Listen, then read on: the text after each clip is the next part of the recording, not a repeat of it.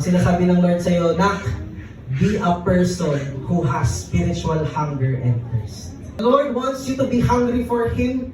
Yung tipong hindi ka mapapakali nang hindi ka nakapag-church. Alam mo yun?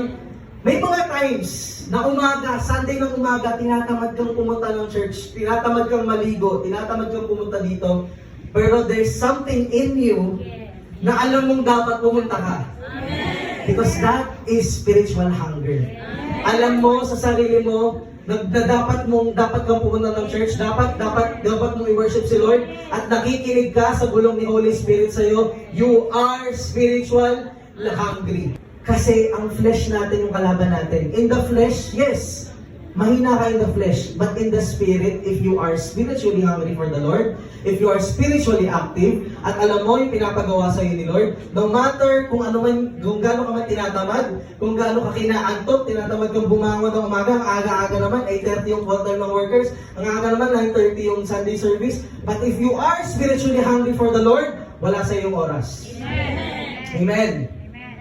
Yung tipong hindi ka makakatulog nang hindi ka nakakapag-devotion.